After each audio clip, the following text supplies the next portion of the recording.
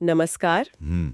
आज हम बात करने वाले हैं जेम्स कैमरन की 1997 की जबरदस्त हिट फिल्म टाइटैनिक की। हम्म।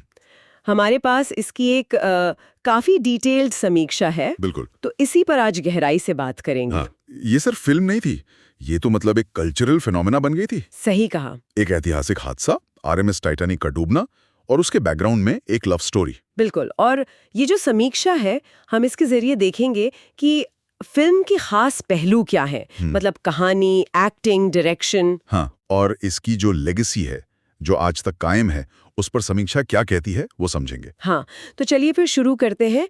समीक्षा के हिसाब से कहानी जैक और रोज की है।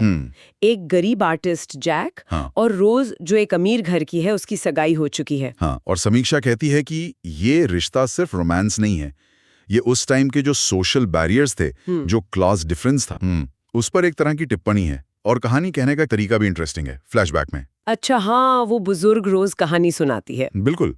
तो ये सिर्फ लव स्टोरी नहीं रह जाती, इसमें इतिहास है, यादें हैं, और वो पर्सनल फ्रीडम की छटपटाहट भी। समीक्षा मानती है कि ये जो फिक्शन और हिस्ट्री का मिक्स है ना, वो बहुत अच्छे से किया गया है। और एक्टर्स लियोनार्डो डिकैप्रियो और केट विंसलेट, इनकी केमिस्ट्री की तो बहुत बात होती है। समीक्षा कुछ और कहती है। देखिए, केमिस्ट्री तो है ही, समीक्षा उसे फिल्म का दिल मानती है, लेकिन वो ये भी पॉइंट आउट करती है कि डिकैप्रियो ने जैक का वो लापरवाह चार्म, हाँ, और विंसलेट ने रोज का वो अंदरूनी कॉन्फ्लिक्ट और ट्रांसफॉर्मेशन उसे जैसे जिया है पर्दे पर। ये सिर्फ स्टार पावर नहीं थी, वो किरदारों की सच्चाई थी। और बिली ज़ेन भी, कैल हॉकली के रोल में। ओ हाँ, वो विलन। हाँ, समीक्षा उन्हें सिर्फ विलन नहीं, बल्कि उस वक्त के एलीट क्लास के घमंड और कंट्रोल का सिंबल मानती है।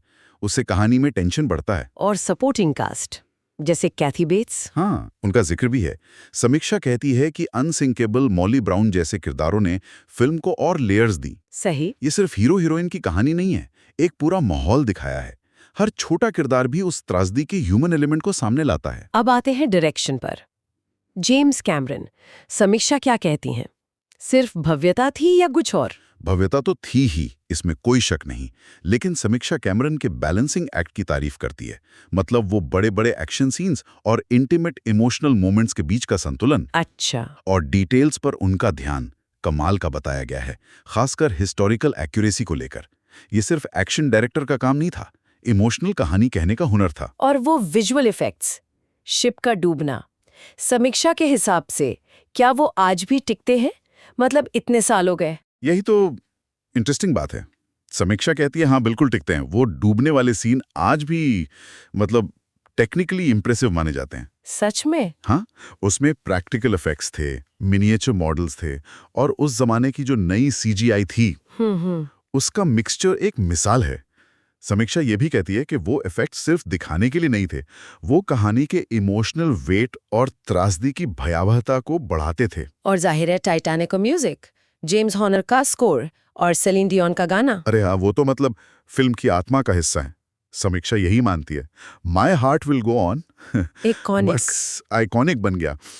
और स्कोर के लिए समीक्षा कहती है कि हॉर्नर ने रोमांस की डूसौर और आने वाले खतरे का एहसास दोनों को म्यूजिक में पिरो दिया। उससे कनेक्शन और गहरा होता है। स्क्रिप्ट पे क्या कहना है समीक्षा का? कुछ लोग कहते हैं डायलॉग्स थोड़े मेलोड्रामेटिक हैं। हाँ, समीक्षा इस बात को मानती है कि शायद आज के हिसाब से कुछ डायलॉग्स थोड़े ओवर द टॉप या नाटकीय लगें, लेकिन उसका तर्क ये है कि वो उस दौर की सिनेमाई स्टाइल और कहानी के स्केल के हिसाब से ठीक थे, और किरदारों की ईमानदारी उन डायलॉग्स को असरदार बनाती है। समीक्षा का मानना है कि स्क्रिप्ट ने किरदारों का इमोशनल आर्क बहुत खूबसूरती से दिखाया।